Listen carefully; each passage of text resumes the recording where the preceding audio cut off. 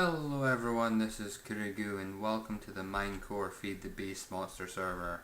Today I am hanging out at my quarry area in the Mistcraft age that we set up for everyone, and as you can see I've just been working away by hand with a hammer to get some resources. I will eventually probably get a quarry set up here from Buildcraft, or maybe a couple of turtles, but probably a farmer. But I think it's about time that since I've got this many resources, I work on a processing system. Since last time I donated my previous processing setup to Spawn, I figured we could take a look into that.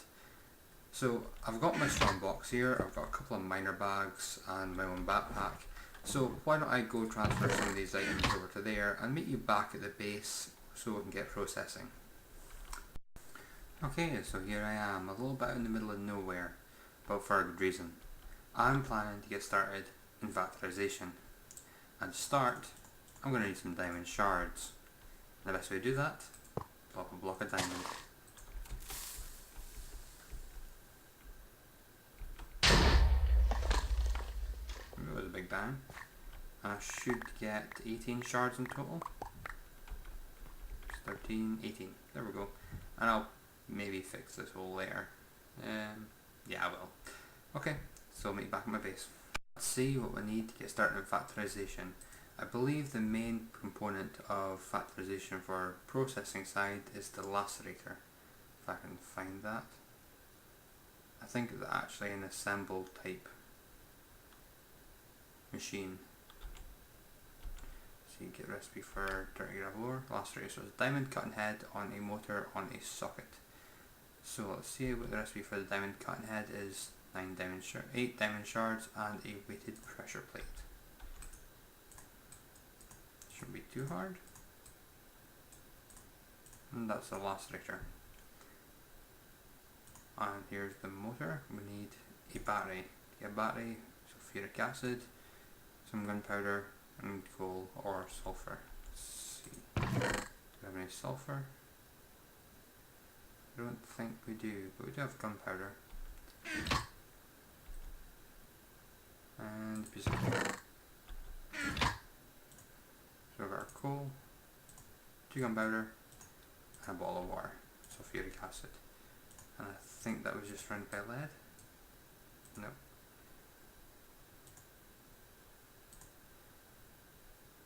Lead and iron.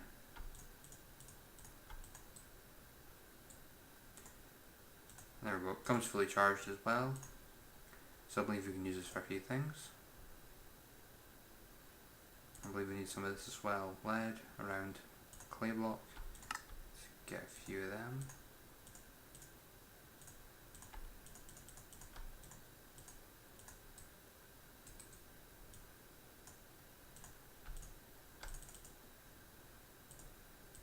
There we go. Insulation, so motor, insulated foil, iron, battery. Of course that doesn't stack.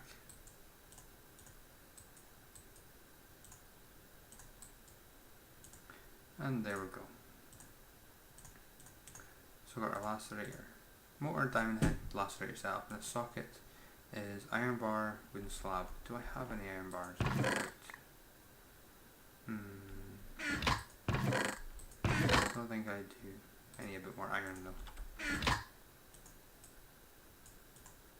Iron bar and a slab.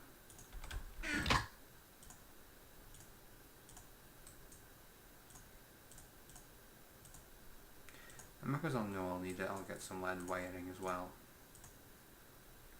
So the next thing we do need to think about is power generation. I think I'm going for steam power. And to get steam, we use a water boiler. For water boilers we need heat, which is the calorimetric burner. Calorimetric burners is the best way I think to do early game, or at least in my opinion, and what I plan to use. You put some water in it and you put some food in it and it will burn the food to make heat to power the boiler, to put water into steam, and then steam to turn the blade to create electricity.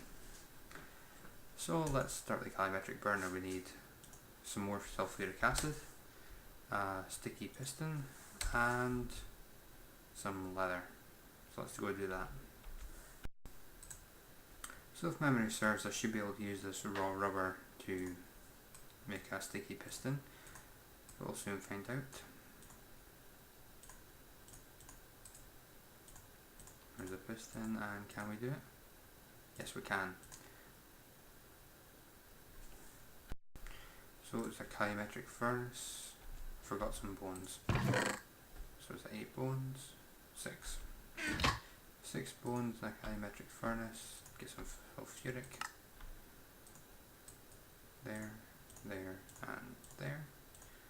Sulfuric acid. Calorimetric burner. There we go. And that would then go into the water boiler, which is more iron bars and iron ingot. So iron bars, iron ingots, and then a steam turbine, which is another motor. So I think we still have that battery, and a blade, pressurizer, iron weight plate. So just more iron with bars, iron, some lead. Shouldn't be too bad. Get some glass for the panes.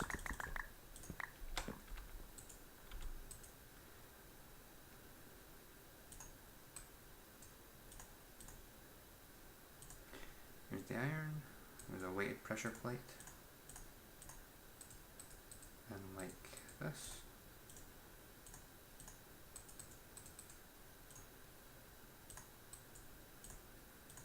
And reserves. Lead, there it is. And then our motor. Our battery is getting 20% charged now. So we might need another one unless that's it. It was steam turbine, pressurizer, blade, iron. Should just be able to do that. Steam turbine. I have just cleared out a little room over here, so let me think what I'm going to do to lay this out. I'll be right back. Right, I think I'm going to want to start by putting down an infinite water source, like that, because I believe it will actually consume the water block. If I put my calorimetric burner here, it'll produce heat and go into the water boiler, which should suck up water like it did there from underneath, and it will consume it. So that's why I need an infinite source. Although I could actually, if I really want to, make the other side there the infinite source, and that way I could just block this up and nobody will be able to see. And on top of this, steam will come out of here, so I'll put the steam turbine there, and it'll produce power into the battery. And if memory serves, I believe this battery produces a redstone signal once it's completely charged, and when it's fully charged, this will actually stop working or stop consuming the fuel once the redstone signal is applied. So if I were, for example, to put 5 apples in there, it only takes 4. I believe, I don't know if we can actually see this, but redstone signal should prevent it from operating. That should charge the battery. So it won't produce any results other than this fan's turning, and it should increase over time.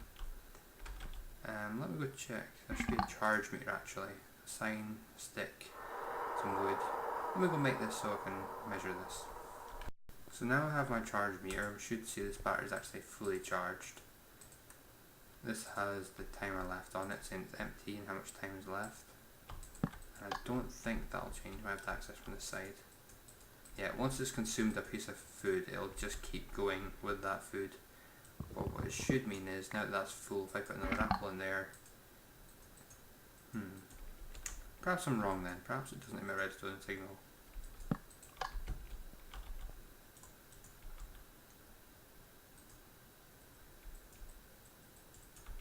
And I don't think the blueberries are compatible either.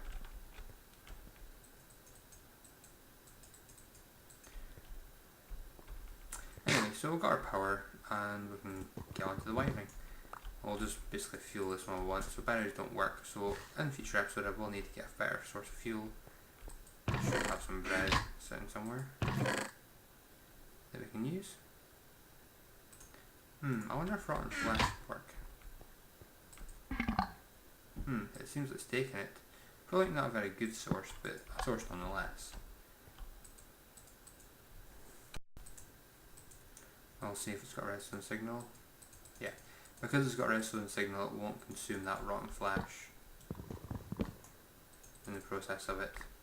So if we stop this lever, there it is, it's getting consumed. So we'll need a lever around here, just an on and off switch. Question now is, how will it indirect signals, or does it have to be a direct signal? Because if we have a lever in the front here, it'll make it awkward, if possible at all, to put food into the burner. So yeah, it needs to be a direct signal. Okay, so direct signal redstone to turn off the calorimetric burner, and here we have a setup so we can charge this battery. So I'm going to put down a chest here for the output items once the lacerator takes effect. Put the socket up above on top of that, attach the motor, and then the lacerator. And if you're wondering, yes, when this is powered, the spinning spiky thing will hurt. So there we go. Spinning spiky thing hurting. Otherwise known as a diamond cutting head, and I believe over time this will actually consume a little bit of power, or there's a detector in front of it, so whenever it sort of blocks in front, it will spin up and process that block. So here's some cobblestone. As it gets its speeds up, I should be able to check it with this. 100% speed, a charge of 23. A good example of this actually would be if I got some gravel. I should have some gravel or actually here. This will be a good one. So I could put it down here and stack them on top. So it'll build up its speed. I think this has got its food. There we go, you can see we run out of power rather quickly. And I'll clean that up in a second. So yeah, you can see it spinning up, and it'll process the gravel and it'll fall in place. Now that's great for gravel ore, but not all ores are gravels. You can get our dirty ore here and we can get some more gravel. So this actually goes the route of cobble to gravel to sand, whereas a lot of other mods tend to go from gravel to sand directly. But what if we don't want to use gravel, if we want to use regular iron ore? Well, we put a barrel down here, and whatever we put into the barrel, so we put in this gravel, it'll actually go into the back of the barrel, and yeah, still hurt you, I guess. I'll go into the back of the barrel with a nice little animation there, take the items out of the barrel and process it the same as if it was a block. Now, next stage we'll probably be putting a hopper on top of here so we can put things in, and that'll take out here. Now with this, you get 2 dirty gravel per process, and you could just smelt this straight for doubling, or you could process this dirty, I'll use iron example, dirty, clean it through a process and get clean iron gravel. If we take clean iron gravel, we can also just smelt that directly, or you can put it into a slag furnace for 125% gain on average. If you get reduced iron chunks, we could further take reduced iron chunks and make it either smelt it directly or put it into the crystallizer, giving a total net gain of an average of 300%. Whether it will go the full distance of making the crystallizer step or not, I don't know. But we can see how we progress, and if it's worthwhile, I might just include this step and only do it for rare items like cobalt, nardite, and anything we're low on. Otherwise we might just smelt the reduced iron chunks and go that far with it. So let me get some things together for this, and I'll be back in a second. I've just moved this back to try and make it a bit more flush to the wall, as I'll put my barrel here and probably block this off. And I'll be, putting the output here, so that'll be easier for me to get to. But I came across something, I was trying to wire this up that might be interesting for you to know. Because I was going to put the wire here to connect to this, because that doesn't work as it is. And I thought to point out that it doesn't work like most other wires, like the red alloy wire we're familiar from like Project Red or Red Power. If you put a lead wire here, it doesn't automatically run the corner. You actually need to put an extra piece on to go onto the corner. So if I put on top of here, it'll extend that way. By default, it won't go around the corner, so you actually need to include another piece to take it around that corner. So here you actually have to hit the very edge of the lead wire to be able to get it onto there. It's a little fiddly to use, but a bit more realistic, so something to be aware of at least. And I'll go tidy this up. I was just in the process of tidying up and I realised there was 2 things I didn't really show you that could be handy to know. Some rather simple things, but handy to know nonetheless. and that's, I've never shown the iron chest mod. It's a really old mod, really basic, and basically you can do iron upgrades, gold upgrades, copper upgrades, and it basically just increases the size of them, so the iron is equivalent to a double chest, but in a single chest space. There we go. And I can't remember, no, it does not open like that. I didn't know if it was exempt from the overhead block rule. The other thing I didn't show you yet is the covers. So let me get that together. To get this we need a saw, some wooden sticks, some stone sticks, and should have a chair or two in here. What we got good of? Sapphires. Ah yeah, this is a normal crafting table, isn't it? Who likes normal crafting tables anymore when we've got these many mods? There we go. So there's a wooden, stone, 2 sapphires, gives us a sapphire saw. And what we can do with this is basically cut the blocks up to different sizes, down to about cover size. And what we can do with this is cover up panels like this, which are compatible with it. So we can do that, and we can use a regular block on top to make it look nice and tidy, and you barely see anything's there. And I'll get into this as well actually, since I've got it there. If we were to cut this one again, if I can remember the recipe off the top of my head, I believe we do this with it, and it gives us a hollow stone cover. And they're a bit tricky to place, as you have to get right in there, and for the most part it's covered, and you can just see no more that it's going through. So if I look from this side perhaps, you'll see that it is actually connecting to the chest, but there's next to no sign of it. So it's a nice way to cover it up. So I'll be doing that with back here, just make it look all nice and tidy, and I'll be back in a few minutes. Now that we've made the reduction of dirty ore very easily, we need to figure out what we're going to do this next. So the next step in the chain is to clean it, and I'm pretty sure, if I'm not mistaken, that the mixer from here can substitute this water can. So why don't we go ahead and get ourselves one of them and see what's involved.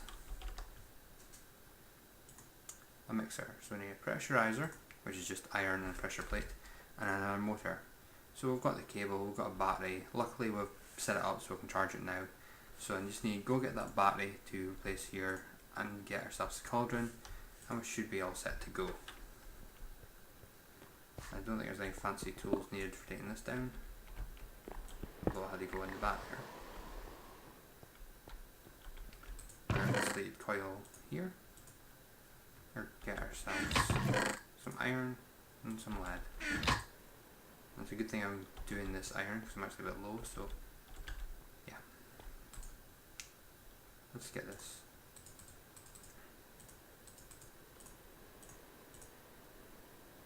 And lead. There's the motor. Pressurizer.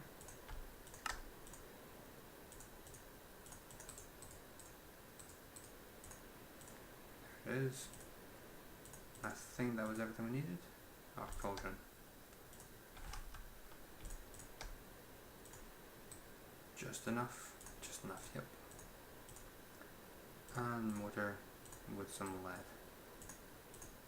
Okay.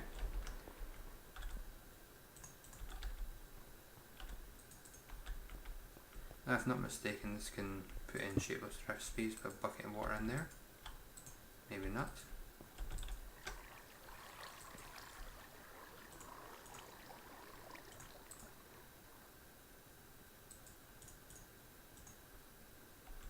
I believe this perhaps needs power as well, so let me go hook that up. So just for the purposes of testing, I'm going to put the battery here, bucket of water in here, and dirty gravel ore, and there's processing. I'm going to see what happens with this bucket of water. If it empties, we're going to have to figure a way to refilling this and put it back in again. If it doesn't empty, that means we can just keep reusing it. So yes, it empties the bucket, so we can automate it, but we need to do something with this. I've given some thought to the problem at hand, and I've realised this autonomous activator that I made earlier could be really useful actually.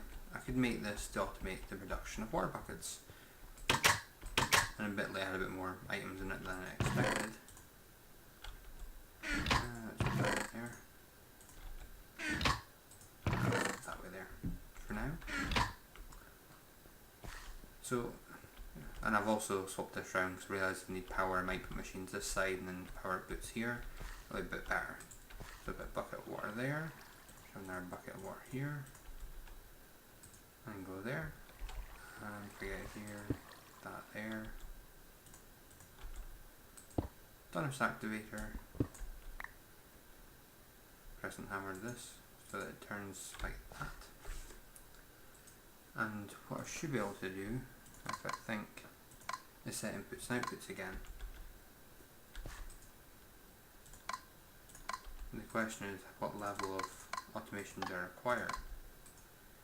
So if I do that side and there, what I can do is take these item ducts, I'll need to get some pneumatic servos.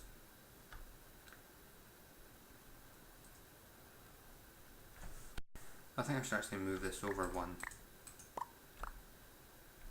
So all I really need to do is clear this here, put a water bucket there, and only for neatness sake I get rid of that one there. I'm going to put a Donus activator in here. There we go. Clear this bit.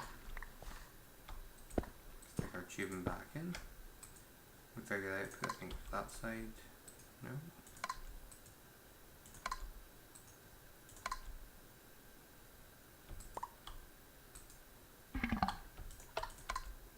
Yes it was. I suppose the input and output don't really matter. I'll set it that way. And this way, in theory, if we were to put an empty bucket in here, as I don't think I've explained these autonomous activators, you can actually simulate a left and right click from a player if you're sneaking or not sneaking, and aim level high, low, aim level medium, and if you use round robin or random use or first slot only. I think we'd go with first slot only, which means it would then right click with the bucket, make it a bucket of water. Problem is, it keeps right clicking and then we've got a bucket filling up and a bucket not filling up. So I've actually been having some idle process here so that I can get some pneumatic servos so that I can make a filter. So I'll just do that in a second. Voila, by the power of editing, 2 pneumatic servos later, we're ready to go. So if I can recall, I think we'll set this to output mode. So this should be an output. Stick a servo in there, get an empty hand, and then we can put it to an empty, actually we need to output a bucket of water. And on this one, put the servo in and filter it so that it only takes a none bucket of water. So whitelist that, so bucket of water, regular bucket, and we can just stick our mixer down right here, and if we give it a bucket,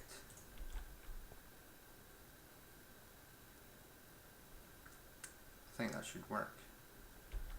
Perhaps I need 2 outputs on here, that way we need to get it out of the mixer as well, so it'll get out of the mixer and into the system. Give me one more second to get another servo going. So if I install a servo here, I can then whitelist, and I should have a bucket of water here, a bucket of water, and I can set this so that it's, I'll need to set that as well. Get my hammer, set this in output, and I forgot it's actually got a servo in the same socket, so should be able to whitelist an empty bucket of water.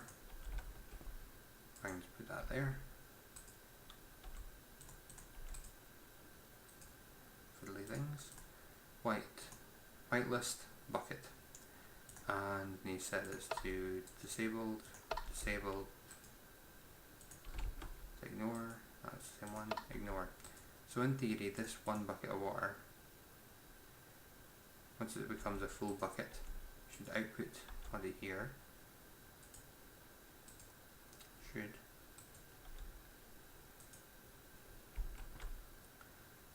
Should output to there, down to here, and to the mixer. Unless it doesn't accept from the bottom, then I'll have nowhere to go. So on that side, I might have to route it around this side. Put that there, leave it blank, and there it goes. Full bucket of water. So that was a problem. So let's put a servo in here. and again whitelist, bucket of water. There we go. I'll ignore, not that it really needs to do anything though, but we can ignore that. Then when we put in our dirty ore, I'll go get one. So we have our dirty ore. So we get our dirty ore, bucket of water, wait for that to process as it is hooked up for power there. I think this is the same as the other one where it's got speed, charger 15. There we go, we've got clean iron gravel and a bucket, which should be getting pulled out from here. Bucket, whitelist, disabled, whitelist.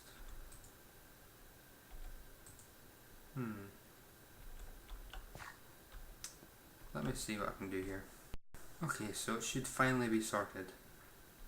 Here is an output of bucket of water into there for empty bucket, but the mixer has to be pulled out from the bottom, so we've got our empty bucket down here, and it has to be put in from a side, so we've got our full bucket here. So in theory we should be able to put our full bucket in here, and I'll go get another bit of ore. And I've got my ore now, so I should be able to, in theory, put this in with the bucket of water, wait for it to process. And now that that's processed, in theory I should be able to get the bucket coming out. Going up here, which I might change these to just for time of exchange, goes into here, becomes a water bucket, and then goes straight through to it and starts the cycle again. And as you can see, we've got 13 and 8, so that 8 in theory should double again to be 10. Also, I just went to 16, so dirt is turned to clean gravel. It does quite a few at a time, it would seem, so we went from 13 to 5. So that's quite a change. So that's the setup, and I'll go work on the next stage. So the next stage on this is to process these clean iron chunks. So this clean iron can be smelted immediately, or it can go into a slag furnace with a bit of fuel to go into reduced iron chunks, and the stage after that is for it to go into the crystallizer. Now that requires this aqua regia, which requires some blaze powder and blaze powder for the fire charges, which I don't have yet. So I don't have any blaze powder just now, so I don't think I'll go for the crystallizer. But the slag furnace we can do. Now I would like to avoid using smeltable items. We do have a supply of charcoal, but I'd like to run it off the same fuel source. So I do have an idea for that, and that is to use this. A heater. And a heater should, in theory, be able to replace the fuel source in the slag furnace. So I need a bit more cobble. Get our 2 furnaces.